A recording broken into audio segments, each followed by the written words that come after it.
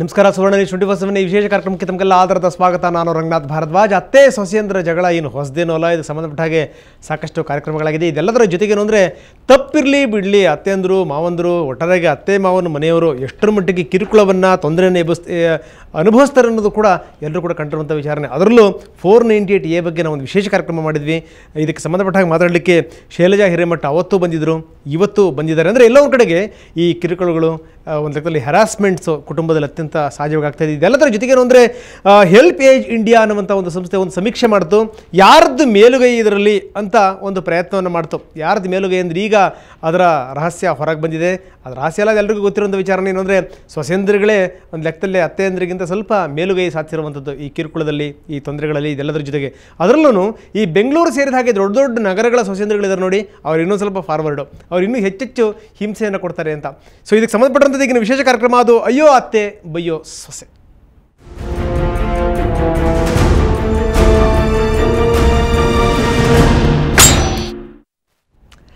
ಬನ್ನಿ ಇದ್ರ ಬಗ್ಗೆ ಮಾತಾಡಲಿಕ್ಕೆ ಇಬ್ಬರು ಮಹನೀಯರು ಇವತ್ತು ನನ್ನ ಜೊತೆಗಿದ್ದಾರೆ. ಶೈಲಜಾ ಹಿರೇಮಠ ಅತ್ತೆಯರ ಸಂಘವನ್ನು ಅವರು ಸ್ಥಾಪನೆ ಮಾಡಿರುವಂಥವ್ರು, ಜೊತೆಗೆ ಅದರಲ್ಲಿ ಒಂದು ಪ್ರಮುಖ ಪಾತ್ರವನ್ನು ನಿರ್ವಹಿಸ್ತಾ ಇದ್ದಾರೆ. ಯಾರ್ಯಾರಿಗೆ ತೊಂದರೆಗಳಾಗಿದೆ, ಸೊ ಈ ಸೊಸೆಯಿಂದ ಆಗಿರ್ಬೋದು ಅಥವಾ ಸುಳ್ಳು ಕೇಸ್ಗಳಿಂದ ಆಗಿರ್ಬೋದು, ಸೊ ಇದೆಲ್ಲದನ್ನು ಕೂಡ ಸ್ವತಃ ಅವರೇ ಫೇಸ್ ಮಾಡಿರೋದು. ಅವ್ರು ಫೇಸ್ ಮಾಡಿದ್ಮೇಲೆ ಅವ್ರಿಗೆ ಅನಿಸಿದ್ದು ನಾವು ಕೂಡ ಇಂಥದ್ದೊಂದು ಸಂಸ್ಥೆಯನ್ನು ಆರಂಭ ಮಾಡಲೇಬೇಕು, ಇಂಥದ್ದು ಸಂಘವನ್ನು. ಜೊತೆಗೆ ಏನಂದರೆ ಯಾರು ತೊಂದರೆ ಒಳಗಾಗಿದ್ದಾರೆ ಅವರಿಗೆ ನಾವು ಸಹಾಯ ಮಾಡಬೇಕು ಅಂತ. ಸೊ ಶೈಲಜಾ ಹಿರೇಮಠ ನಮ್ಮ ಜೊತೆಗಿದ್ದಾರೆ. ಮತ್ತೊಬ್ಬರು ನಮ್ಮ ಜೊತೆಗಿರುವಂಥವ್ರು ಪ್ರೊಫೆಸರ್ ಪ್ರಣೀತಾ ಬಾಲಾಜಿ ವಕೀಲರು ಏನು ಹೇಳ್ತಾರೆ, ಕಾನೂನಿನ ದೃಷ್ಟಿನಲ್ಲಿ ಇದಕ್ಕೆ ಯಾವ್ಯಾವ ರೀತಿ ಮಾರ್ಗಗಳಿದೆ, ಇದಕ್ಕೆ ಸಂಬಂಧಪಟ್ಟಂಗೆ ಅವ್ರು ಮಾತಾಡ್ತಾರೆ. ಆದರೆ ಅದಕ್ಕಿಂತ ಮೊದಲು ನಿಜಕ್ಕೂ ಈ ಹೆಲ್ಪ್ ಏಜ್ ಇಂಡಿಯಾ ಅನ್ನುವಂಥದ್ದು ಯಾವ ರೀತಿ ಒಂದು ಸಮೀಕ್ಷೆಯನ್ನು ಮಾಡ್ತೋ, ಆ ಸಮೀಕ್ಷೆಯ ವರದಿ ಏನು ಹೇಳುತ್ತೆ, ಅದರ ಅಂಕಿಅಂಶಗಳು ಏನೇನು, ಬನ್ನಿ ಇಲ್ಲಿದೆ ಒಂದು ವರದಿ.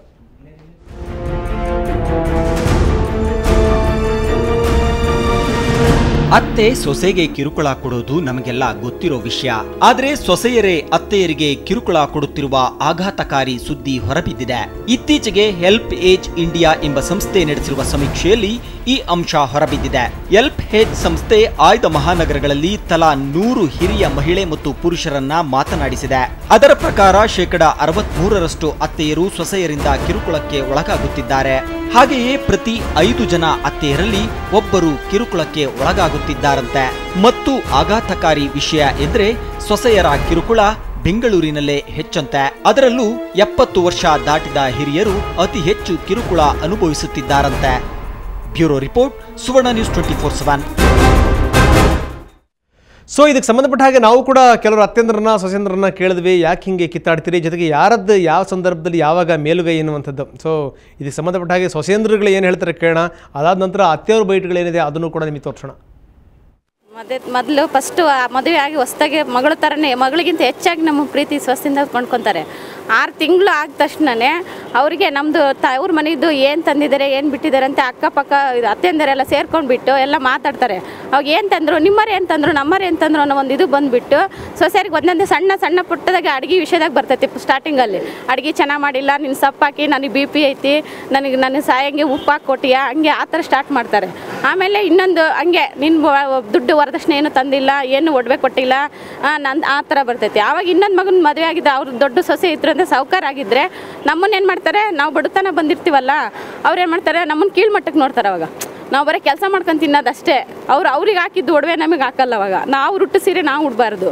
ಆ ಥರ ನಮ್ಮನ್ನು ಏನು ಮಾಡ್ತಾರೆ, ಒಂಥರ ಕೀಳ್ವಾಗಿ ತುಂಬ ಹಿಂಸೆ ಕೊಡ್ತಾರೆ. ಅವಾಗ ನಾವು ಯಾವುದಕ್ಕೂ ಮುಂದೆ ಅರಿಬಾರ್ದು, ನಾವೇನಕ್ಕೂ ಹಿಂಗೆ 4 ಗೋಡೆ ಒಳಗಡೆ ನಾವು ಸಾಯಬೇಕು ಅನ್ನೋ ಥರ ಲೆಕ್ಕ ಹಾಕ್ತಾರೆ. ಆ ಥರ ಇರಬೇಕಾದ್ರೆ ನಾವು ಯಾವ ಥರ ಮುಂದೆ ಇರಬೇಕು, ಗಂಡ್ರುಗಳ ಜೊತೆಗೆ ಹೋಗಂಗಿಲ್ಲ. ಗಂಡ ಜೊತೆಗೆ ನಾನು ಹೋಗಿದ್ದು, ನನ್ನ ಅಭಿಪ್ರಾಯ ಹೇಳಿದ್ದು, ಜೊತೆಗೆ ಒಂದು ಹೂ ಮುಟ್ಕೊಂಡು ನಾನು ಇರಲಿಲ್ಲ ನನ್ನ ಜೀವನದಲ್ಲಿ. ಹೂವು ಸಹ ಹತ್ಬಿಟ್ಟು, ಹೂವು ಸಹ ಕಿತ್ಬಿಟ್ಲು ನನ್ನ ಅತ್ತೆ. ಒಂದು ದಿವಸ ನೈಟ್ ನಾನು ಇದು ಮಾಡಬೇಕಾರೆ ಹೂವು ಸಹ ಕಿತ್ಬಿಟ್ಲು. ಆದರೆ ಇವತ್ತಿಲ್ಲ ಅಮ್ಮ. ನಾನು ಅನುಭವಿಸಿರೋದು ತುಂಬ ಇದೆ. ಆದರೆ ನನ್ನ ಮನಸ್ಸಲ್ಲಿ ನೋವು ತುಂಬ ಕೆಟ್ಬಿಟ್ಟಿದ್ದೀನಿ. ನಾನು ಯಾರ ಹತ್ರ ಹೇಳ್ಕೊಳಂಗಿಲ್ಲ. ಈಗ ಊರು ಬಿಟ್ಟು ಊರು ಬಂದು ನನ್ನ ಮಗು ಸಾಕೋಕ್ಕೋಸ್ಕರ ನಾನು ಜೀವನ ಮಾಡಿದ್ದೀನಿ. ನನ್ನ ಗಂಡನೂ ಇಲ್ಲ, ಆದರೂ ಕೂಡ ನನ್ನ ಮನಸ್ಸಿಗೆ ತುಂಬ ಇದರಿಂದ ನಾನು ಆಗ್ತಾ ಇಲ್ಲ ನನ್ನ ಕೈಲಿ ಹೇಳೋಕ್ಕೆ. ಅಷ್ಟು ನೋವು ತಿಂದುಬಿಟ್ಟು ಈ ಜೀವನ ಸಾಗಿಸ್ತಾ ಇದ್ದೀನಿ ಸರ್ ನಾನು. ಅವ್ರ ಸೊಸೆಂದ್ರಿಗೆ ಬಂದಿದ್ದಾರೆ, ಅವರು ಹೊರಗಡೆಯಿಂದ ಬಂದಿರೋ ಒಂದು ಹೆಣ್ಣು, ನನ್ನಂಗೆ ಅವಳು ಒಂದು ಹೆಣ್ಣು.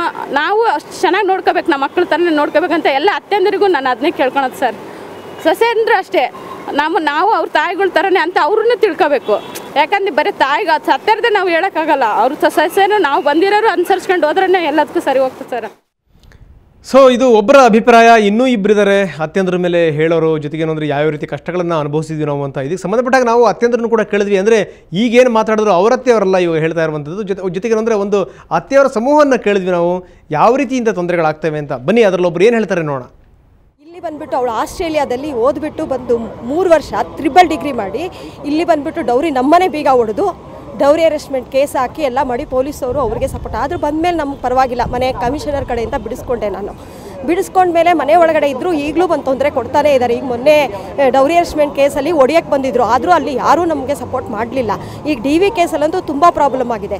ನಾವು ಈ ರೀತಿ ಬೆಳೆಸ್ತಾ ಇರಲಿಲ್ಲ. ಒಳ್ಳೆ ಹೆಣ್ಮಗು ಆಗಿ ಬಂದರೆ ಯಾರಾದರೂ ಅಲ್ವಾ, ಅವ್ರ ಅಮ್ಮನ್ನೇ ನೋಡ್ಕೊಳ್ಳೋ ಥರ ನನ್ನ ನೋಡ್ಕೊಂಡಿದ್ರೆ ನಮ್ಮ ಮನೆಯಲ್ಲಿ ಯಾರೂ ಇಲ್ಲ. ಇರೋಳು ನಾನು ಒಬ್ಬಳೇ ಇದ್ದಿದ್ದು. ಅವನ್ನ ಚೆನ್ನಾಗಿ ನೋಡ್ಕೊಂಡು ನನ್ನ ನೋಡ್ಕೊಂಡಿದ್ರೆ ನಾನು ಮಗಳ ಥರ ನೋಡ್ಕೊ. ಬನ್ನಿ ಇದಕ್ಕೆ ಸಂಬಂಧಪಟ್ಟಾಗ ಮಾತಾಡಲಿಕ್ಕೆ ಶೈಲಜಾ ಹಿರೇಮಠ ನಮ್ಮ ಜೊತೆಗಿದ್ದಾರೆ.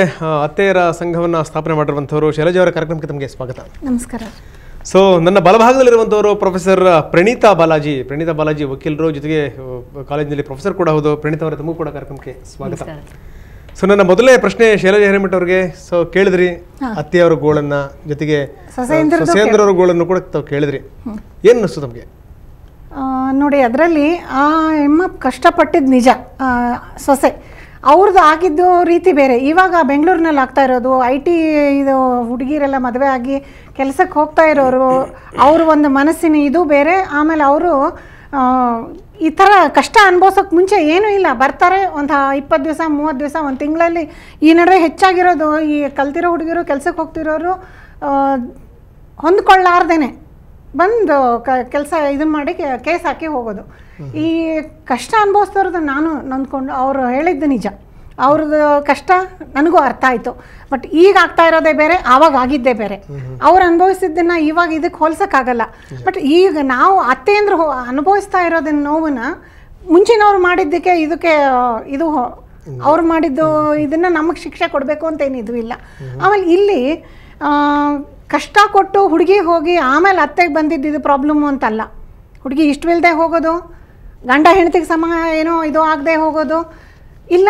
ಯಾರೋ ಒಂದು ಹೇಳ್ಕೊಟ್ಟಿರ್ತಾರೆ ಅವರು, ಇವರೇನು ಪಕ್ಕದ ಮನೆಯವ್ರದ್ದು ಅಂತ ಯಾವ ರೀತಿ ಹೇಳಿದ್ರು ಹಾಗೆ ಆ ಹುಡುಗಿ 1-2 ದಿವಸ ತಮ್ಮ ಮನೆಗೆ ಹೋದಾಗ ಕಲಿಸ್ಕೊಡೋರು ತುಂಬ ಜನ ಇರ್ತಾರೆ.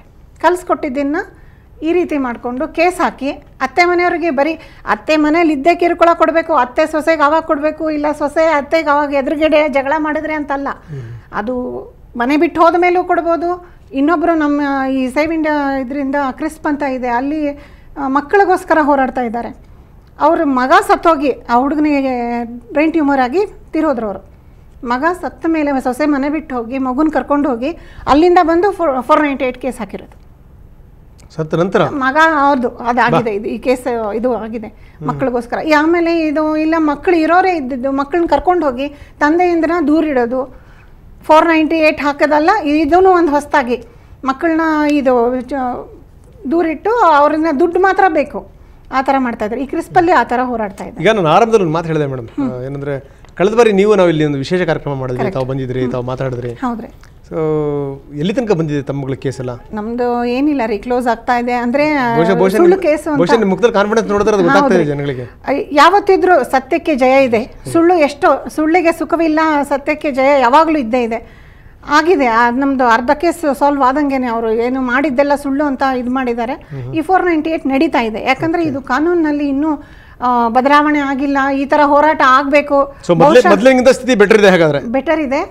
ಬಹುಶಃ ನನ್ನನ್ನು ಈ ರೀತಿ ಈ ಒಂದು ಇದಕ್ಕೆ ಕಳಿಸಿರೋದು, ದೇವರು ಕಳಿಸಿದ್ದೋ ಸೊಸೆ ಕಳಿಸಿದ್ದೋ ಬಂದಿದ್ದು ಇದು ಆಗ್ತಾ ಇರೋದು ಹೋರಾಟಕ್ಕೋಸ್ಕರ ಅಂತ ಅನಿಸ್ತಾ ಇದೆ ನನಗೆ.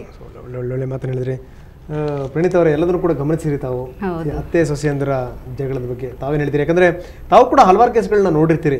ಸೊ ಯಾವ್ಯಾವುದೋ ಸಂದರ್ಭದಲ್ಲಿ ಹಲವಾರು ಕೇಸ್ಗಳು ಬಂದಿರ್ತವೆ ತಮ್ಮ ಎದುರುಗಡೆನೂ ಕೂಡ.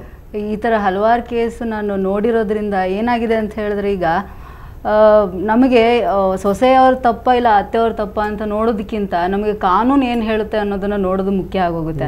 ಅದರಿಂದ ನೀವು 498A ಅನ್ನೋ ಸೆಕ್ಷನ್ನೇ ನೀವು ತಗೊಂಡು ನೋಡಿದರೆ ಏನಾಗುತ್ತೆ ಅಂದರೆ, ಅದನ್ನು ಮಾಡಿದ ಕಾರಣ ಏನಿತ್ತು ಅಂತ ಹೇಳಿದ್ರೆ, ಈ ಹೆಣ್ಣು ಮಕ್ಕಳಿಗೆ ಆಗುವಂತಹ ಒಂದು ಶೋಷಣೆ ಅಥವಾ ಅವರ ಗಂಡನ ಕಡೆಯಿಂದ ಆಗುವಂಥ ಶೋಷಣೆಯನ್ನು ನಿಲ್ಲಿಸೋದಕ್ಕೋಸ್ಕರ ಒಂದು ಕಾನೂನನ್ನು ಮಾಡಿದ್ರು.